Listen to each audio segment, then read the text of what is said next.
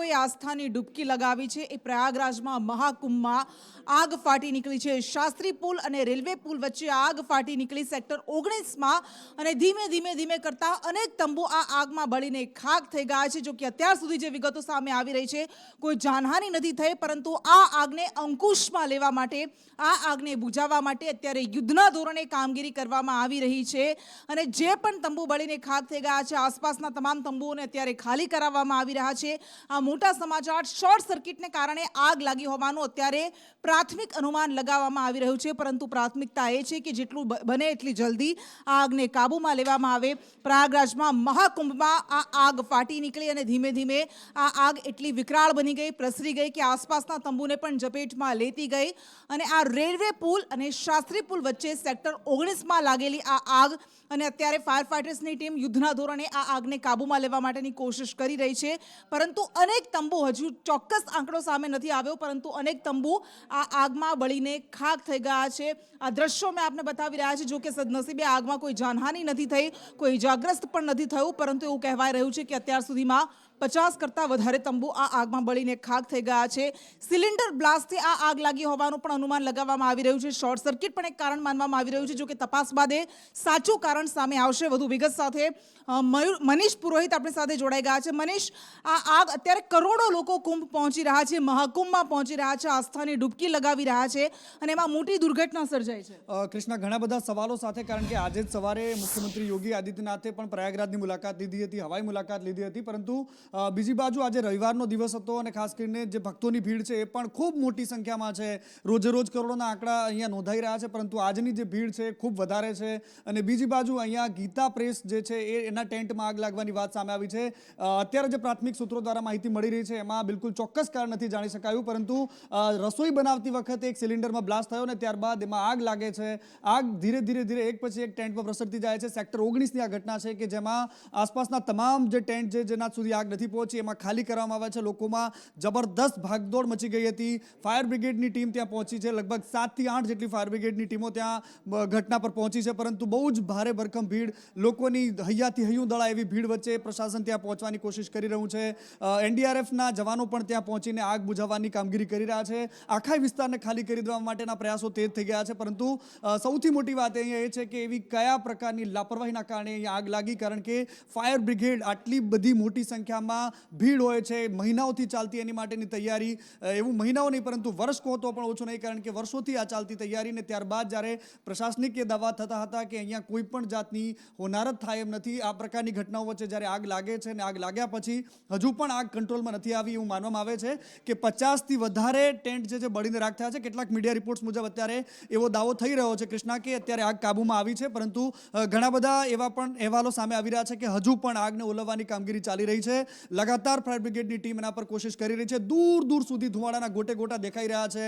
ભક્તો જે અહીંયા પહોંચ્યા છે પ્રયાગરાજની ધરતી પર, અહીંયા સંગમ પર, એ લોકોમાં પણ એ વાતનો ઉચ્ચાર છે કે જો આ પ્રકારે આગ, કારણ કે જોરદાર અહીંયા પવનની કૃષ્ણા પવન પણ જોર ફૂંકાઈ રહ્યો છે, એના કારણે આગ એની ચપેટોમાં વધારે કોઈ ટેન્ટને લડે, કોઈ વધારે કોઈ નુકસાન ન કરે, પરંતુ રાહતની વાત અહીંયા એ પણ સામે આવી છે કે કોઈ જાનહાનિ નથી થઈ।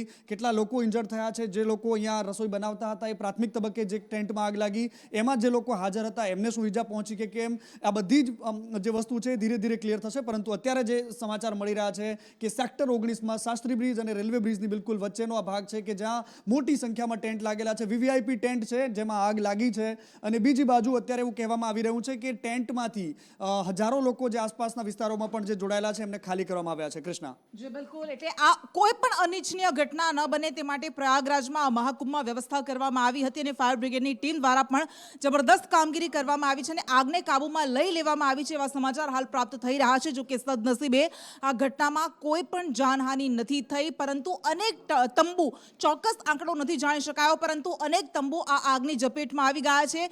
મનીષ, આ એક એવો મહાકુંભ હતો કે જેના માટે કહેવાતું હતું કે વિશ્વનો સૌથી મોટો મેળાવડો છે, કારણ કે કરોડો આસ્થાનો મહાસાગર અહીંયા ઉમટ્યો હતો, માનવ મહેરામણ ઉમટ્યું હતું અને આપણે જોયું હતું, પ્રશંસા પણ થઈ રહી હતી કે આટલું સુંદર મેનેજમેન્ટ કઈ રીતે થઈ શકે, વિશ્વ પણ એ તારીફ કરી રહ્યું હતું કે કોઈક શીખે આના પાસેથી, પરંતુ એ બધા વચ્ચે આ ઘટના, અને આપણને એ પણ ખબર છે કે આ પ્રયાગરાજને નિશાને સાધવાની પણ ઘણી કોશિશ થઈ હતી, ધમકીઓ પણ ઘણી બધી મળી હતી, એ બધા વચ્ચે આ ઘટના ક્યાં એવું લાગે છે કે કોઈક શંકા કૃષ્ણ, છેલ્લા સુધીમાં આવી આ પ્રકારની ધમકીઓ મળતી રહી અને જે પ્રકારે સુરક્ષા વ્યવસ્થા અને જે આઈબીના રિપોર્ટ્સ અને આ બધી જ વસ્તુ વચ્ચે ખાલિસ્તાની આતંકીઓ તરફથી મળતી ધમકી હોય કે પછી પણ દેશ વિરોધી જે તાકાતો છે એમના દ્વારા વારંવાર સોશિયલ મીડિયામાં આપવામાં આવતી ધમકી હોય, પરંતુ આ બધાની વચ્ચે એ એંગલથી પણ કદાચ પોલીસ તપાસ કરશે કે જે એંગલથી આપણે વિચારી રહ્યા છે, પરંતુ અત્યારે જે પ્રાથમિક સમાચાર મળે છે કે અકસ્માત ના હોઈ શકે છે, કારણ કે ટેન્ટ છે જેમાં રસોઈ બનાવવાનું કામ ચાલતું હતું અને મોટી સંખ્યામાં અહીંયા લોકો આવે છે, ખૂબ રામ રસોડા ચાલે છે, હજારો ભક્તો ત્યાં જમે એના માટે આખા ભારતમાંથી લોકોએ રસોડા બાંધ્યા છે,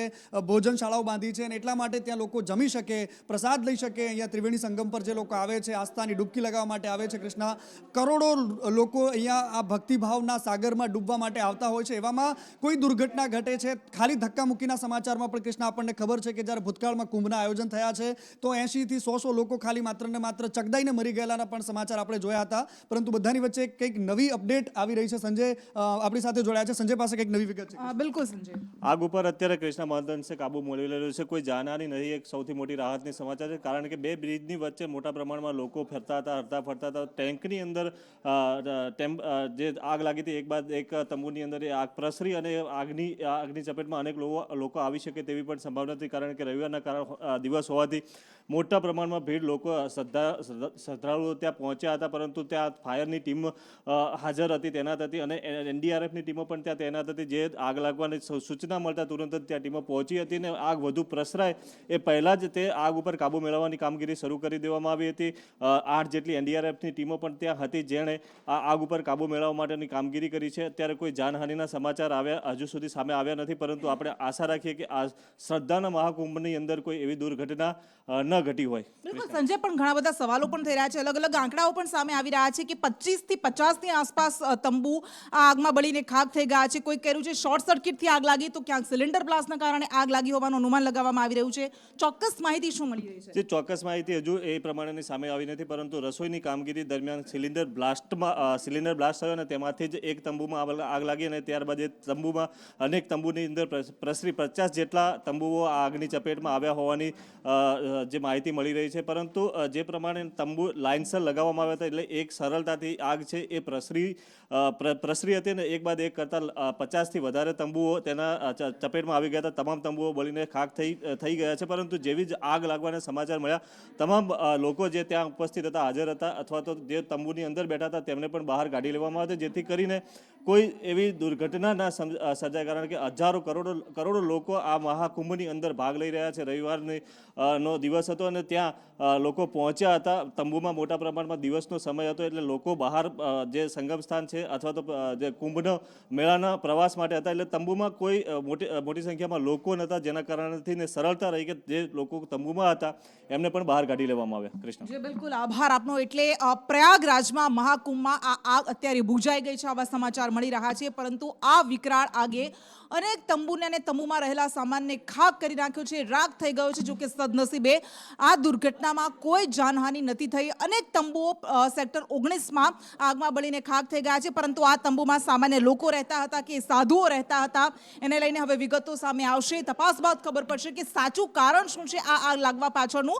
પરંતુ જે યુદ્ધના ધોરણે જે જબરદસ્ત કામગીરી કરવામાં આવી છે ફાયર બ્રિગેડની ટીમ દ્વારા, એ પણ પ્રશંસનીય છે, કારણ કે કરોડોનું માનવ મહેરામણ ઉમટતું હોય ત્યારે આ મેનેજમેન્ટ એની બારીકાઈ પર સૌ કોઈની નજર હોય છે. મનીષ, આ મેનેજમેન્ટની જ્યારે વાત કરવામાં આવે, કારણ કે યુપી એ દેશનું સૌથી મોટું રાજ્ય છે, પરંતુ પ્રયાગરાજમાં 144 વર્ષે અવસર આવ્યો છે આ મહાકુંભનો. 12 વર્ષે મહાકુંભ થતો હોય, પરંતુ આ એવો અવસર છે કે જે 144 વર્ષે એક વખત થાય છે અને એના કારણે સૌ કોઈની નજર હતી કે કોઈ અનિચ્છનીય ઘટના ન બને, પણ એ બની અને આખરે એ બુઝાઈ પણ ગઈ છે.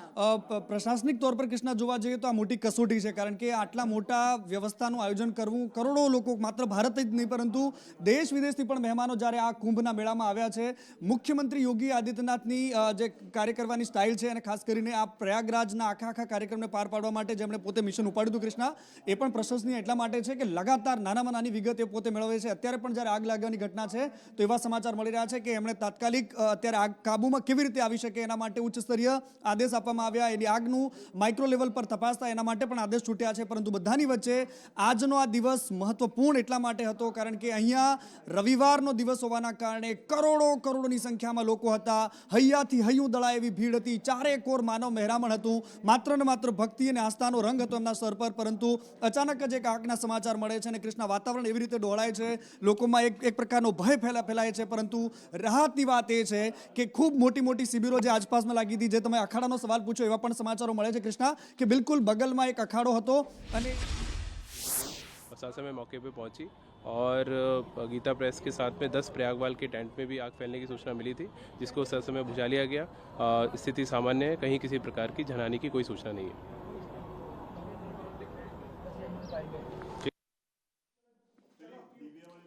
તો અધિકારી દ્વારા કહેવામાં આવી રહ્યું છે કે આગને સંપૂર્ણપણે બુઝાવી લેવામાં આવી છે અને કોઈ જાનહાનિ નથી થઈ, કોઈ ઇજાગ્રસ્ત થયું હોવાના સમાચાર પણ અત્યારે પ્રાપ્ત નથી થયા. પરંતુ કયા કારણસર આગ લાગી તેને લઈને તપાસ કરવામાં આવશે. સિલિન્ડર બ્લાસ્ટના કારણે આગ લાગી હોવાનું અનુમાન લગાવવામાં આવી રહ્યું છે. સેક્ટર 19માં આવેલા અનેક તંબુ આ આગમાં બળીને ખાખ થઈ ગયા છે અને જે યુદ્ધના ધોરણે ફાયર બ્રિગેડની ટીમ દ્વારા કામગીરી કરવામાં આવી એ કાબિલે તારીફ છે. મનીષ પુરોહિત આપણી સાથે જોડાયેલા છે. મનીષ, ઘણા બધા અખાડા, કારણ કે આ એ તંબુ છે કે જ્યાં ઘણા બધા લોકો પણ એ બુકિંગ કરાવતા હોય છે તંબુમાં રહેવા માટેનું. તો આ તંબુ જે હતા જે આગની ચપેટમાં આવ્યા છે, એમાં સાધુઓ રહેતા હતા, સામાન્ય લોકો રહેતા હતા, શું વિગતો કોઈ મળી રહી છે? કૃષ્ણા, અત્યારે જે માહિતી મળી છે એમાં એવું છે કે ગીતા પ્રેસ ગોરખપુરની જે શિબિર હતી એ શિબિરમાં આગ લાગવાના સમાચાર આવ્યા છે કે ત્યાં એ આખી શિબિર બળીને રાખ થઈ ગઈ છે. ગીતા પ્રેસ ગોરખપુરનું નામ સાંભળતા લગભગ હજારો લાખો હિન્દુઓના મનમાં એક જ વાત આવશે કે હિન્દુઓનું સૌથી મોટું સાહિત્યની એકમાત્ર પ્રકાશન છે કે જ્યાંથી હિન્દુ સાહિત્ય નીકળે છે, આપણું વૈદિક સાહિત્ય નીકળે છે, અને ત્યાં એ આગ લાગવાના સમાચાર છે. આસપાસના જે નાના મોટા ટેન્ટ હતા એ શિબિરમાં લાગેલી આગ પછી ત્યાં પહોંચ્યાના પણ એક સમાચાર આવે છે. હજુ સુધીની અધિકારિક પુષ્ટિ નથી થઈ કૃષ્ણા, પરંતુ જે શિબિરમાં આગ લાગી અને આગ આસપાસમાં પહોંચી હોય એવી પણ એક વાત સામે આવી છે કૃષ્ણા. બિલકુલ, એટલે ઘણા બધા સવાલો પણ છે. એક વિગતો આપણા સુધી પહોંચાડી રહ્યા છે. જિગ્નેશ પટેલ આપણી સાથે જોડાઈ ગયા છે વધુ વિગત સાથે. હા કૃષ્ણા, જે આગ લાગી છે તેનું પ્રાથમિક કારણ તપાસવા માટે અત્યારે એનડીઆરએફ અને સાથે જે બીજી ટીમો પહોંચી હતી તે મહેનત કરી રહી છે. પરંતુ આગ બુઝાય તે સૌથી મોટો કામગીરી હતી, જેને અત્યારે કાબૂમાં લેવામાં આવી છે. એટલે કે આગનો ફેલાવો અટકી ગયો છે. પરંતુ જે આગ લાગી હતી ત્યાં કુલિંગ ડાઉનની સિસ્ટમ પણ ચાલુ હોવાનું સત્તાવાર કહેવામાં આવી રહ્યું છે. એટલે કે આગ વધુ ન ફેલાય તે માટેના પ્રયત્નો થઈ રહ્યા છે. સાથે જ ગીતા ગોરખપુર પ્રેસ કે જેના કેમ્પ આવેલા હતા ત્યાં સુધી આગ પહોંચી નથી તેવું સત્તાવાર કહેવામાં આવ્યું છે. જોકે કેટલાક વિડીયોમાં ત્યાં આગ પહોંચી હોય તેવું પણ જોવા મળી રહ્યું છે. એટલે અત્યારે હાલ જે પ્રાથમિક માહિતી આવી રહી છે તે મુજબ એક તરફ આગ ન ફેલાય તે માટેના પ્રયત્નો થઈ રહ્યા છે, તો બીજી તરફ આગમાં કોઈ પણ વ્યક્તિને સત્તાવાર ઈજા અથવા તો કોઈના મોત નથી થયું તેવું પણ કહેવામાં આવી રહ્યું છે. એટલે કે આગ વધુ ન ફેલાય, આગને કાબૂમાં લેવામાં આવે તે માટેના પ્રશાસન દ્વારા પ્રયત્નો કરવામાં આવી રહ્યા છે. એનડીઆરએફ અને તેની સાથે જે ફાયર બ્રિગેડની ટીમો હતી તેઓએ તાત્કાલિક ઘટના સ્થળે પહોંચી, એટલે કે જ્યાં આગ લાગ્યો તો સેક્ટર 19 અને 20 તે બંને જગ્યાએ તેને કોર્ડન કરી ત્યાંથી તમામ લોકોને સુરક્ષિત ખસેડી દેવામાં આવ્યા હતા અને તાત્કાલિક અસરથી જે આગ લાગી હતી તેને કાબૂમાં લેવાના પ્રયત્નો કરવામાં આવ્યા હતા. સત્તાવાર અધિકારીઓ દ્વારા તેટલું કહેવામાં આવ્યું છે કે હજી સુધી કોઈ પણ વ્યક્તિના મૃત્યુ અથવા તો આમાં ઈજા નથી થઈ. પરંતુ જ્યારે આગ સંપૂર્ણપણે કાબૂમાં લેવામાં આવશે, આગ બુઝાશે અને ત્યારબાદ જેટલા ટેન્ટ અથવા તો તંબુમાં આગ લાગી છે તેની તપાસ કર્યા બાદ હકીકત જાણી શકાય છે આખરે આગનું કારણ શું હતું અથવા તો આમાં કોઈને ઈજા પહોંચી છે કે કેમ. પ્રશાસનિક સ્તરે અત્યારે શું નજર રાખવામાં આવી રહી છે? કોઈ આદેશ આપવામાં આવ્યા છે? આદેશ માત્ર અત્યારે જો પ્રાઇમરી રીતે આપવામાં આવે તો એ હોઈ શકે છે કે જ્યાં આગ લાગી છે તે વિસ્તારને ખાલી કરવામાં આવે, ત્યાં સામાન્ય વ્યક્તિઓની મૂવમેન્ટ અટકાવી દેવામાં આવે. માત્ર ઇમરજન્સી એટલે કે ફાયર, એમ્બ્યુલન્સ અને તેની સાથે જોડાયેલી ઇમરજન્સી સર્વિસીસના જે સ્ટાફ છે તે જ માત્ર ત્યાં જઈ શકશે, જેથી કરીને બહાર રહેલા કોઈ પણ વ્યક્તિ તે આગમાં ન ઝપટાય. જે લોકોને ટ્રેનિંગ નથી અથવા તો તાલીમ નથી મળી આવી સિચ્યુએશનમાં કામ કરવાની, તેવા લોકોને પણ ત્યાંથી દૂર રાખવાના આદેશ કરવામાં આવ્યા છે. બીજી રીતે જોવામાં આવે તો અત્યારે જે ફાયર બ્રિગેડની જે ગાડીઓ છે, એમ્બ્યુલન્સની ગાડીઓ છે, તેને રસ્તો ખુલ્લો મળે તે માટેની જે ટીમો છે તે કામગીરી કરી રહી છે અને લોકોને મૂવમેન્ટ ઉપર કોઈ પણ પ્રકારની ભાગદોડ ન થાય, ભગદોડમાં કોઈ લોકોને ઈજા ન થાય તે માટે પણ સુરક્ષિત સ્થાને લોકોને એક તરફ એકઠા કરવામાં આવ્યા છે. જી બિલકુલ, આભાર આપનો. એટલે મુખ્યમંત્રી યોગી આદિત્યનાથે પણ આ ઘટનાનું સંજ્ઞાનમાં લીધી છે અને વરિષ્ઠ અધિકારીઓને નિર્દેશ પણ આપ્યા છે. અને મોટા સમાચાર, એક સેકન્ડની અપડેટ અમે તમને આપી રહ્યા છીએ. હિના આપણી સાથે જોડાયા છે. તો હાલ એ મહત્વપૂર્ણ સમાચાર કે જેમાં આગ છે તેના ઉપર સંપૂર્ણ કાબુ લેવામાં આવી ગયો છે અને સાથે જ જે રીતે ત્યાંની વ્યવસ્થા છે, ત્યાંની જ્યાં ફાયર વિભાગની જે કાર્યવાહી હતી અને તમામ જે કાર્યવાહીને ધ્યાનમાં રાખીને આગ પર કાબુ મેળવાયો છે અને મુખ્ય પ્રધાન છે ત્યાં યોગી આદિત્યનાથ, તેમણે પણ જે સમગ્ર ઘટના હતી તેની પર પણ તાત્કાલિક છે તે ચર્ચા વિચારણા અને સાથે જ બેઠકોનો દોર પણ શરૂ થઈ ગયો છે અને તેઓએ સંપૂર્ણ જે ઘટના ઘટના ઘટી હતી તેના ઉપર સમીક્ષા કરવામાં આવી છે અને અધિકારીઓ છે તે તમામ લોકો છે ઘટના સ્થળે પહોંચી ગયા છે અને સંપૂર્ણપણે આગ પર કાબુ મેળવી લેવામાં આવ્યો છે. બિલકુલ હિના, આભાર આપનો. એટલે સંપૂર્ણપણે આ આગ પર કાબુ મેળવી લેવામાં આવ્યો છે, પરંતુ આ જ ડિઝાસ્ટર મેનેજમેન્ટની, આપદા સંચાલનની સૌથી મોટી કસોટી છે. અને આ કસોટીમાં અત્યારે જે રીતે યુદ્ધના ધોરણે કામગીરી કરવામાં આવી ફાયર બ્રિગેડ દ્વારા, જે પણ લોકો આ તંબુમાં રહેતા હતા, આપણે એ દ્રશ્યો પણ જોયા કે જેમાં બાજુના તંબુમાં આગ લાગી એટલે સાધુઓ કે જેઓ તંબુમાં રહેતા હતા તેઓ પણ ફટાફટ બહાર નીકળ્યા હતા, તેમને પણ એ તંબુ ખાલી કરાવવામાં આવ્યા હતા. પરંતુ આંકડો સામે આવી રહ્યો છે કે જે તંબુ આ આગની ઝપેટમાં આવી ગયા છે, બળીને રાખ થઈ ગયા છે, એનો આંકડો સતત વધી રહ્યો છે. અત્યારે આગ સંપૂર્ણપણે બુઝાવી દેવામાં આવી છે. અત્યારે માત્ર ધુમાડાના ગોટે ગોટા દેખાઈ રહ્યા છે, પરંતુ પ્રશાસનિક સ્તરે પણ વરિષ્ઠ અધિકારીઓને નિર્દેશ આપી દેવામાં આવ્યા છે. મુખ્યમંત્રી યોગી આદિત્યનાથ આ ઘટના પર નજર રાખી રહ્યા છે. મનીષ પુરોહિત વધુ વિગત સાથે એક એક ક્ષણની અપડેટ આપના સુધી પહોંચાડી રહ્યા છે, કારણ કે આ સૌથી મોટો મેળાવડો, જ્યાં સૌથી મોટું માનવ મહેરામણ ઉમટ્યું હતું ને એમાં આ મોટી દુર્ઘટના. મનીષ, કૃષ્ણા, આખા ભારતની નજર જે મેળા પર છે એ મેળામાં લાગેલી નાની એવી દુર્ઘટના છે, પરંતુ આખા દેશને ચિંતા છે એ વાતની કે ભગવાન રામ કરે કે અહીંયા કોઈ પણ જાતની કોઈ નુકસાન ન થયું. પરંતુ અત્યારે જે વિગત સામે આવી છે એમાં 200થી વધારે ટેન્ટ બળીને રાખ થયા હોવાના સમાચાર છે. ગીતા પ્રેસ ગોરખપુર જે છે એમાં આગ લાગ્યાની સમાચાર છે. ટેન્ટમાં આગ નહોતી લાગી, પરંતુ ગીતા પ્રેસ ગોરખપુરમાં આગ લાગી હતી. હવે ગીતા પ્રેસ ગોરખપુરમાં આગ લાગવાના સમાચાર જે તમે પહેલા સવાલ ઉઠાવ્યો હતો કૃષ્ણા, એ દાયરામાં વધારે આવે છે, કારણ કે ગીતા પ્રેસ ગોરખપુરનું નામ, એનું કામ એ સૌ કોઈને ખબર છે. કારણ કે અહીંયા આગ લાગવી, ગીતા પ્રેસ ગોરખપુરના શિબિરમાં આગ લાગવી એ ઘણી બધી રીતે બહુ જ ચોંકાવનારું છે, કારણ કે એવું કોઈ રસોઈ બનાવતા આગ લાગ્યાના સમાચાર નથી. પરંતુ અત્યારે જે વિગતો મળી રહી છે એમાં ગીતા પ્રેસ ગોરખપુરમાં આગ લાગી છે અને એના કારણે આસપાસના 200થી વધારે ટેન્ટમાં આગ પ્રસરી હતી. આખો પ્રેસની શિબિર છે એ બળીને રાખ થઈ ગઈ છે. અસંખ્ય લોકો ત્યાંથી દોડભાગમાં બહાર નીકળ્યા છે. પરંતુ રાહતની વાત અહીંયા એ છે કે નાનામાં નાની વિગત અમે તમારા સુધી પહોંચાડી રહ્યા છે, પરંતુ રાહતની વાત અહીંયા એ છે કે આગ પર સંપૂર્ણપણે કાબુ મેળવવામાં આવી ચૂક્યો છે.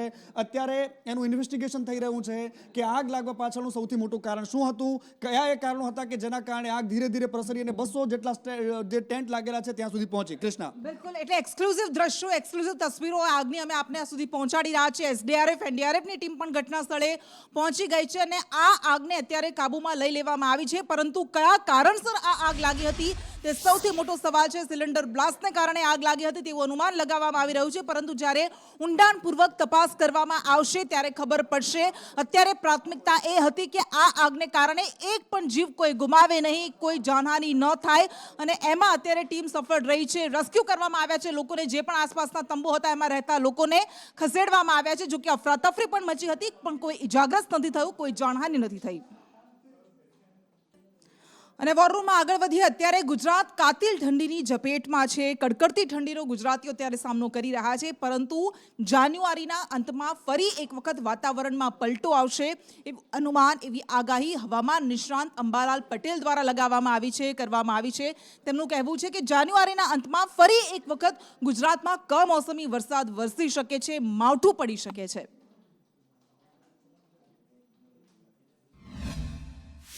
22 બાદ એક વેસ્ટર્ન ડિસ્ટ્રિક્ટમાં આવે છે, જેની અસર લગભગ તારીખ 25-26 આસપાસ રહેવાની શક્યતા રહેશે. કારણ કે વેસ્ટર્ન ડિસ્ટર્બન્સની અવધિ લગભગ 3 કે 4 દિવસની હોય છે. એટલે બીજું વેસ્ટર્ન ડિસ્ટર્બન્સ જશે ત્યારે પણ વાદળવાળું આવવાની શક્યતા રહેશે અને ઠંડીમાં વધઘટ પુનઃ થતી રહે છે.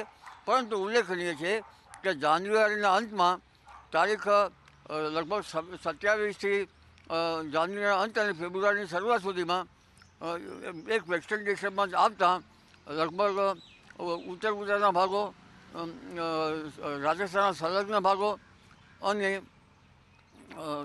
લગભગ અન્ય પંચમહાલના કેટલાક ભાગો, અરવલ્લીના ભાગોમાં વાદળવાળું આવવાની શક્યતા રહેશે અને કેટલાક ભાગમાં છાંટાછૂટી થવાની શક્યતા રહેશે.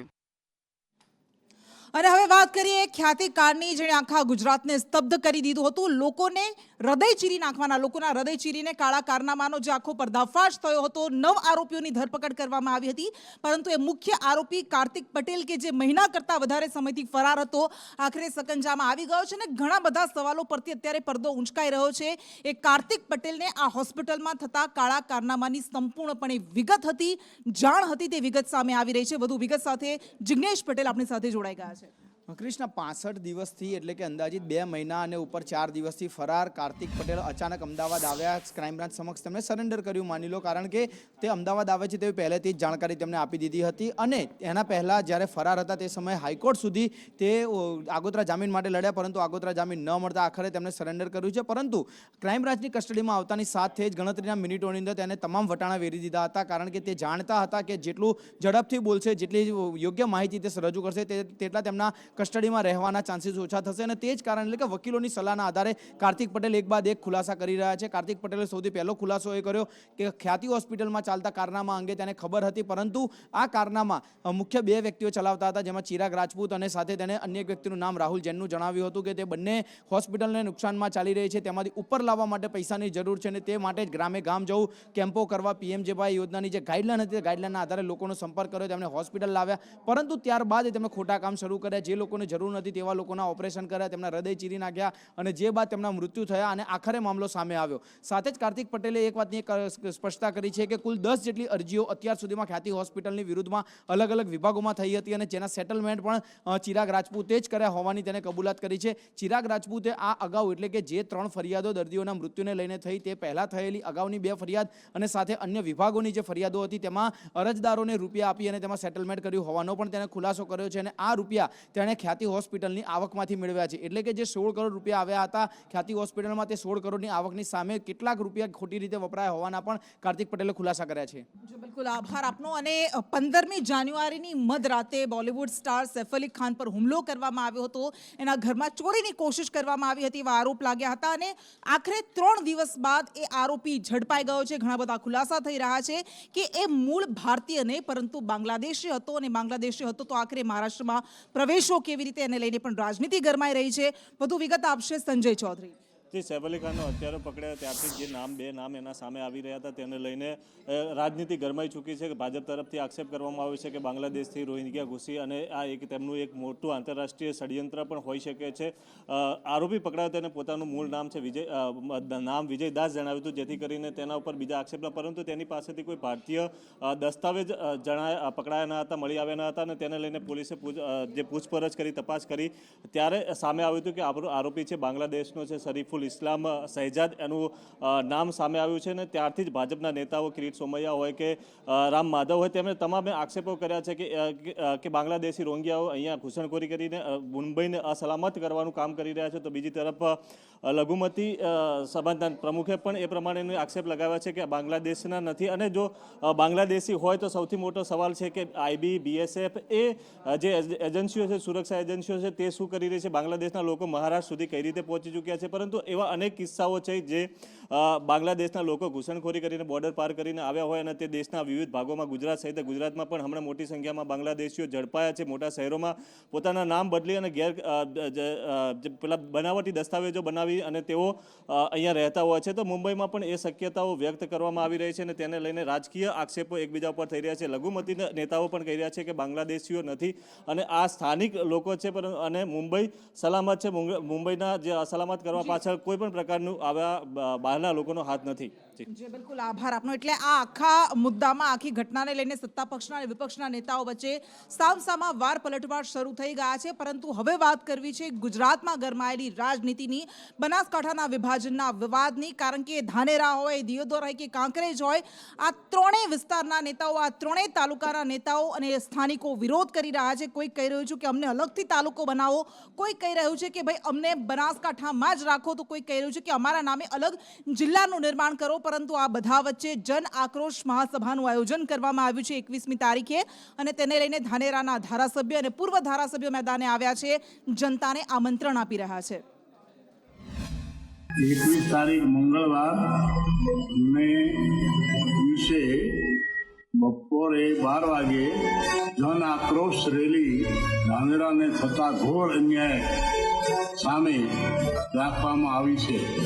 તમામ ભાઈઓ બહેનોને મારી નમ્ર વિનંતી છે, તમે એમાં આવો, સાથે બીજાને બધાને લાવો.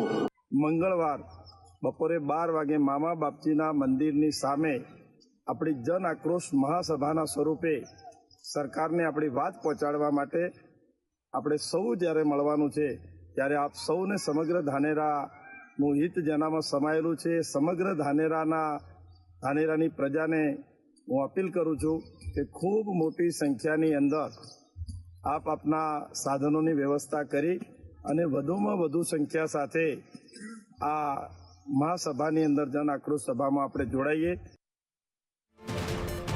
રાજકોટના વિંછિયામાં જ્યારે ગુનાનું રિકન્સ્ટ્રક્શન કરવામાં આવી રહ્યું હતું, ઘટનાનું રિકન્સ્ટ્રક્શન કરવામાં આવી રહ્યું હતું, એ સમયે પોલીસ પર કેટલાક લોકોએ હુમલો કર્યો હતો અને આ આરોપમાં 84 કોળી યુવાનોની અટકાયત કરવામાં આવી છે, જેને લઈને પણ અત્યારે મામલો ખૂબ ગરમાયો છે. કોળી સમાજ દ્વારા આંદોલનની અને ગુજરાત બંધની પણ ચીમકી ઉચ્ચારી દેવામાં આવી છે. તેમના દ્વારા કહેવામાં આવી રહ્યું છે કે આ કોળી યુવાનોને ખોટી રીતે ફસાવવામાં આવી રહ્યા છે, તેમની ધરપકડ ખોટી રીતે કરાઈ છે.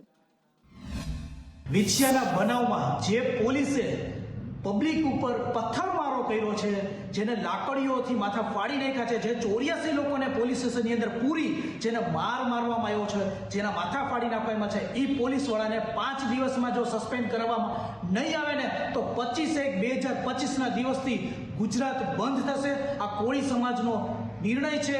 શાંતિપૂર્વક ગુજરાત બંધ કરવામાં આવશે અને 25/1 પછી કોળી સમાજ દ્વારા વિંછિયા મામલતદારે ધરણા કરવામાં આવે છે.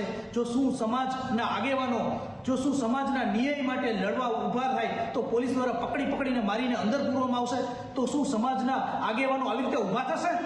વોરમાં આગળ વધી અને છેલ્લા 8 દિવસથી દેવભૂમિ દ્વારકામાં ગેરકાયદેસર બાંધકામને હટાવવાની કામગીરી કરવામાં આવી રહી છે અને અત્યાર સુધીમાં 800 કરતાં વધારે એ મકાનો હોય કે ધાર્મિક સ્થળો હોય એનું ડિમોલિશ કરવામાં આવ્યા છે અને કરોડોની સરકારી જમીનને ખાલી કરવામાં આવી છે. છેલ્લા 8 દિવસથી દેવભૂમિ દ્વારકામાં કામગીરી ચાલી રહી છે, જેને લઈને વિરોધ પણ ઉઠ્યો હતો, પરંતુ સરકારી તંત્ર દ્વારા, પ્રશાસન દ્વારા દેવભૂમિ દ્વારકામાં જે પણ ગેરકાયદેસર બાંધકામ કરવામાં આવ્યા હતા, દબાણ કરવામાં આવ્યું હતું, તે અત્યારે નાબૂદ કરવામાં આવી રહ્યું છે.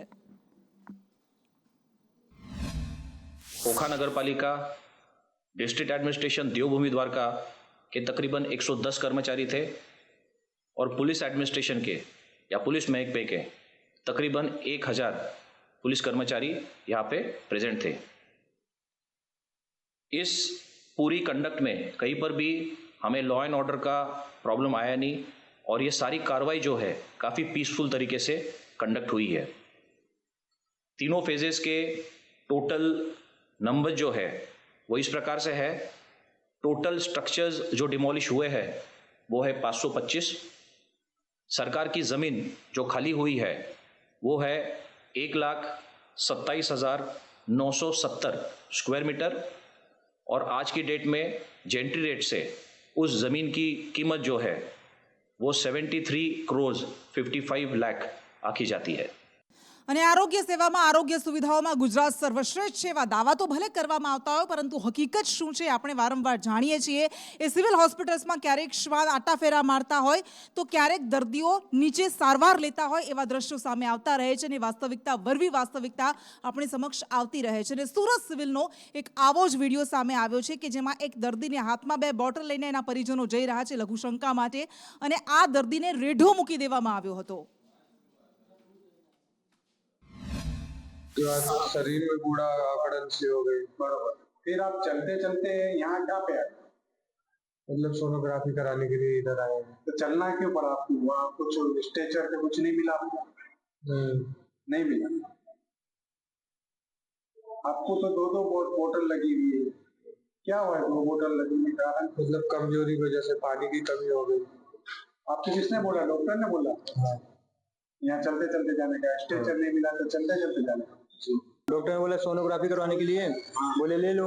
कोई था नहीं वहाँ पे तो हम लोग ले लिए. चलते चलते कितने बजे बोला था आपको कि सोनोग्राफी ले? अभी तुरंत बोले, तुरंत आ ही रहे हैं इधर. चेक करना नहीं आई थी, चले गए वहाँ पे. अभी इधर हॉस्पिटल से लेके आए, मतलब बड़ी वाली उधर से सिविल से लेके आए. क्यों लेके आए? किसने बोला? डॉक्टर ने बोला तो लेके आए. चलते चलते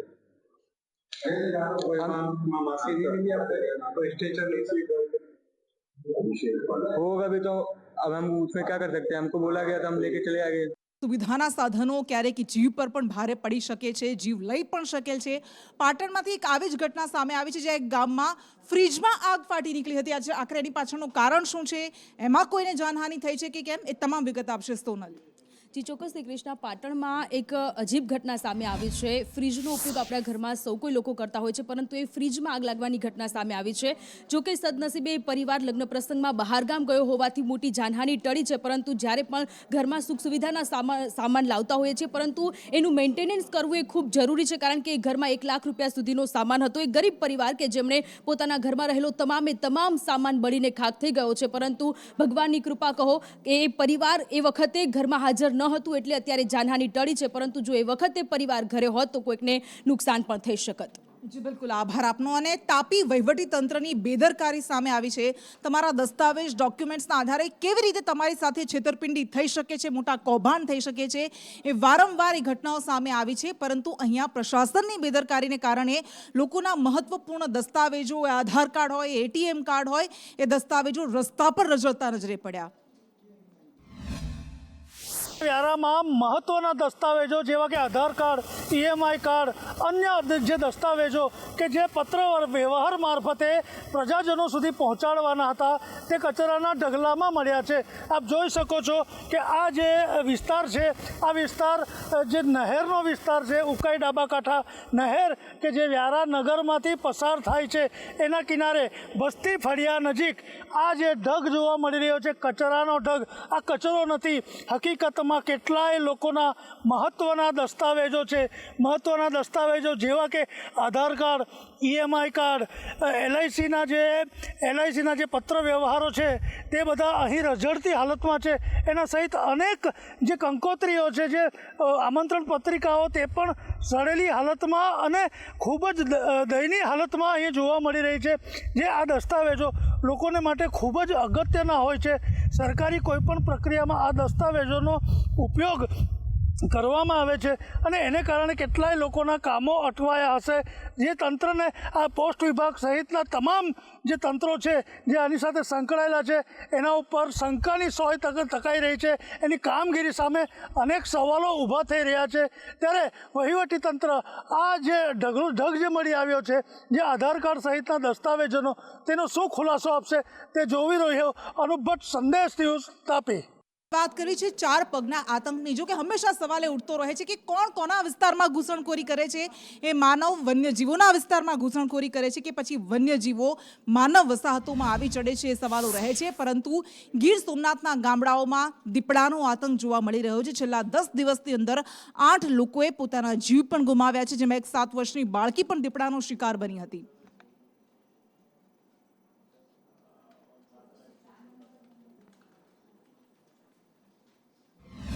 વન વિભાગની કામગીરી અત્યારે એવી છે કે જ્યારે દીપડાએ પહેલા બાળક ઉપર હુમલો કર્યો 15 વર્ષના, ત્યારે આપણે 4 પાંજરા ગોઠવેલા છે કમ્પ્લીટ, અને 4 પાંજરામાં ત્યારે આવેલો નહીં. પછી ગઈકાલે એક બીજા ભાઈ પર હુમલો કર્યો, એક જ ઓરડીમાં આવીને બેસે છે. એટલે એ ત્યાં આપણે એક રિંકેજ ગોઠવી દીધું છે વ્યવસ્થિત, કે ફરતી બાજુ ગમે ત્યાંથી આવે અને CCTV લાઈવ જોઈ શકાય, એને ડિસ્ટર્બ ન થાય એવી રીતે દૂરથી મોનિટરિંગ કરવામાં આવે છે. ગીર સોમનાથ જિલ્લામાં છેલ્લા થોડા દિવસોથી દીપડાની દહેશત જોવા મળી રહી છે. 3 દિવસમાં 4 જેટલી ઘટનાઓમાં માનવ જીવ ઉપર દીપડાઓના હિંસક હુમલાની ઘટના જોવા મળી છે. સંદેશ ન્યૂઝ ગ્રાઉન્ડ ઝીરો પર પહોંચ્યું છે. આપ જે દ્રશ્ય નિહાળી રહ્યા છો તે ગઈકાલે અને એના આગલે દિવસે 2 દિવસમાં વિઠ્ઠલપુર ગામમાં 2 યુવાનો ઉપર દીપડાના હિંસક હુમલાની ઘટના બની છે. શું કહેશો, કેટલા ટાઈમથી દીપડાની રંજાડ છે અને કેવો ભય? અત્યારે ભાઈનો માહોલ તો એવો છે ને કે કોઈ દિવસના કે રાતના વાડીમાં જઈ શકે એમ જ નથી, એવી સ્થિતિ છે. કારણ કે 2 વાર હુમલા કર્યા છે દીપડાએ, અને એ પણ થોડા દિવસે કર્યા છે, અને જીવલેણ હુમલા કર્યા છે. એટલે 1.5 મહિના પહેલા સાવો જે મારણ કરેલું હતું અહીંયા માલઢોરનું, અત્યારે દીપડા પણ માણસ ઉપર પણ હુમલા કરવા માંડી ગયા. તો આ રીતે તો બધાને ભય એવો ફેલાઈ ગયો કે વાડી વિસ્તારમાં જઈ શકે એવા એ પોઝિશન જ નથી. જંગલ ખાતાને અમે એવી વિનંતી કરીએ કે આ 3 દિવસ થઈ ગયા પણ કોઈ દીપડાનું રેક્સ્યુ કરી શક્યા નથી. દીપડાનો માહોલ એવો છે કે દિવસના વાડીએ જઈ શકાતું નથી, તો ખેડૂતોને પાણી વાળવું રાતના સમયે તો કેવી રીતે વાડીએ જઈ શકે? અમારે બૈરા ઉપર જ આખું બધું નિર્ભર છે. અહીંયા અમારે પશુપાલનનું બધું વ્યવહાર છે, એ બધું બૈરાઓ સંભાળે છે. તો અમારે કોઈ ઘાસ સારો વાળવો એના માટે અમારે તકલીફ પડે છે, કારણ કે બૈરા આવી શકતા નથી, અમારે 3-4 ને ભેગું આવવું પડે છે, તો અમારા ધંધા માટે તકલીફ છે. રાકેશ આહિર, સંદેશ ન્યૂઝ, ગીર સોમનાથ. અને સાયબર ઠગિયાઓ અત્યારે બેફામ બન્યા છે. જો કોઈ તમને થોડા સમયમાં વધુ કમાવાની લાલચ આપે છે તો હંમેશા સાવધ થઈ જજો, સતર્ક થઈ જજો, કારણ કે એમાં તમે છેતરપિંડીનો ભોગ બની શકો છો. સાયબર ક્રાઇમની ટીમે આવા 2 આરોપીને ઝડપી પાડ્યા છે કે જેઓ શેર બજારમાં રોકાણ કરાવીને લોકોને ઠગતા હતા.